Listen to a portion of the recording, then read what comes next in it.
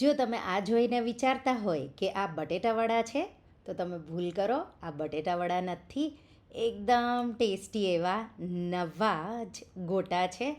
તો તમને વરસાદ પડે તો બટેટાવડા ખાવાનું પણ મન થાય અને સાથે દાળવડા પણ ખાવાનું મન થાય. જો બે તમને એક સાથે જ મળી જાય અને એનો ટેસ્ટ છે એ તમે ક્યારેય એક પણ ભજીયા કે બટેટાવડા તમે રૂટીનમાં પણ ખાતા હોય એના કરતાં પણ ટેસ્ટી એવું આ કોમ્બિનેશન છે. તો આપણે મગની દાળના બટેટા વડા બનાવીશું. તો ચણાના લોટવાળા તો તમે બહુ ખાધા હશે. શું તમે ક્યારેય આવા મગની દાળના બટેટા વડા ખાધા છે? બહારથી એકદમ ક્રિસ્પી, અંદરથી એટલા ટેસ્ટી. તો વરસાદમાં જો દાળવડા અને બટેટા વડા ખાવાનું મન થાય તો આ એક નવું કોમ્બિનેશન જરૂરથી ટ્રાય કરજો. હેલો ફ્રેન્ડ્સ, તમારું સ્વાગત છે મારા કિચનમાં. આજે આપણે બનાવીશું વડા અને બટેટા વડાનું એકદમ નવું કોમ્બિનેશન. તમે નવા બટેટા વડા, નવા દાળ વડા કે ગોટા પણ કહી શકો. જો તમને મારી રેસિપીઓ ગમતી હોય અને હજુ સુધી ચેનલને સબસ્ક્રાઈબ ન કર્યું હોય તો સબસ્ક્રાઈબ કરજો અને બાજુમાં આપેલી ઘંટી દબાવજો એટલે નવી નવી રેસિપીના નોટિફિકેશન આવે. અહીંયા મેં અગાઉથી જ 1 કલાક પહેલાં પીળી મગની દાળ સારી રીતે ધોઈ અને 2 કલાક જો ટાઈમ હોય તો, નહીં તો અડધોથી પોણો કલાકમાં જ મગની દાળ છે એ પલળી જાય છે. તો દાળને મેં પલાળી લીધી હતી અને સારી રીતે ધોઈ નિતારી દઈશું. હવે મિક્સર જાર લેશું. એમાં 3 આદુના ટુકડા અને 6 જેટલા લીલા મરચાં લેશું. તો 5થી 6 કે તીખાશ તમને બટેટાવડામાં જોવે એ રીતે લીલા મરચાંની આ રીતે આદુ મરચાંની પેસ્ટ વાટી અને એક વાટકીમાં લઈ લઈશું. તો બટેટાના મસાલા માટે મેં અત્યારથી જ આદુ મરચાં વાટી લીધા. હવે એ જ મિક્સર જારમાં આપણે પલાળેલી મગની દાળ નિતારીને આ રીતે ઉમેરી દઈશું. સાથે એક લીલું મરચું, એક નાનો ટુકડો આદુનો ઉમેરી દઈશું. સાથે મીઠું તો 1/2 ટીસ્પૂન જેટલું ઉમેરી દઈશું. 1/4 ટીસ્પૂન જેટલી હિંગ, 1/2 ટીસ્પૂન જેટલું જીરું અને 1/4 કપ જેટલું પાણી ઉમેરવાનું છે. તો મેં થોડું ઓછું હજી ઉમેર્યું છે અને પછી એકદમ સ્મૂધ એવી દાળને વાટી લેવાની.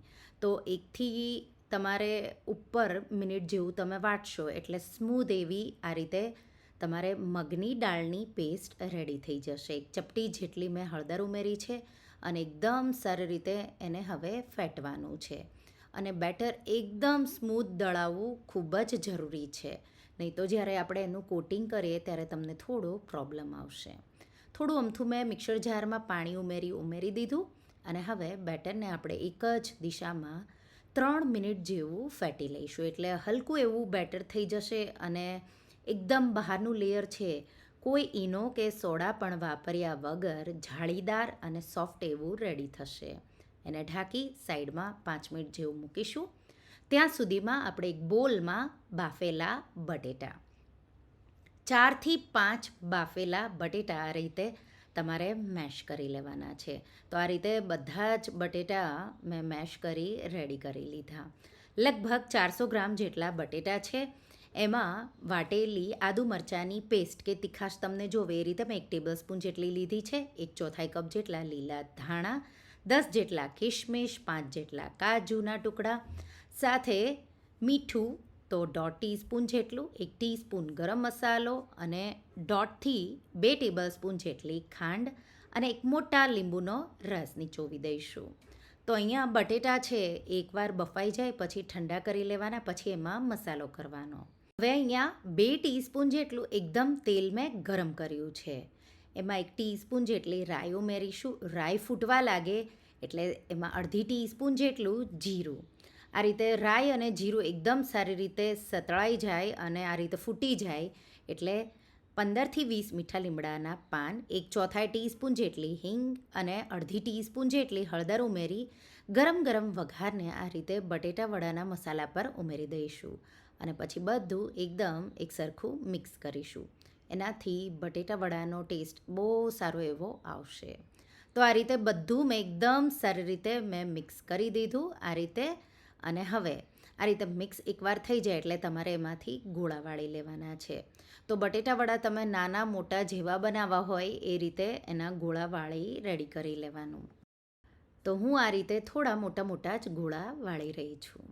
તો આ રીતે મેં બધા જ બટેટાના આ રીતે ગોળાવાળી રેડી કરી લીધા.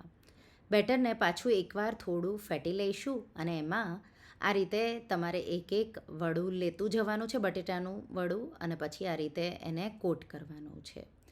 એક ધ્યાન રાખવાનું છે કે જ્યારે તમે એને આ રીતે તેલમાં એડ કરો ત્યારે એકેય સાઈડથી ખુલ્લું ન રહેવું જોઈએ, નહીં તો એ તેલમાં થોડું ખુલશે. તો એ એક ધ્યાન રાખવાનું છે. જો તમને એવું લાગે કે બેટર થોડું જાડું રહી ગયું છે, દાણો મગનો, તો તમારે એમાં 1 ટેબલ સ્પૂન જેટલો બેસન તમે ઉમેરી તો પછી ફાટવાનો કે આ રીતે બિલકુલ પ્રોબ્લેમ નહીં આવે. જો પ્રોબ્લેમ આવે તો જ તમારે એ સ્ટેપ કરવાનું છે.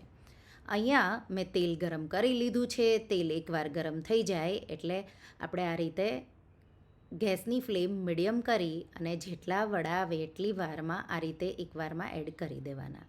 તો 4 આવ્યા તો મેં 4 આ રીતે એડ કરી લીધા અને પછી તમારે એને ગોલ્ડન કલર આવી જાય ત્યાં સુધી મીડિયમ ફ્લેમ પર તળાવવા દેવાનું. લગભગ તળાતા 4થી 5 મિનિટ જેવું લાગશે.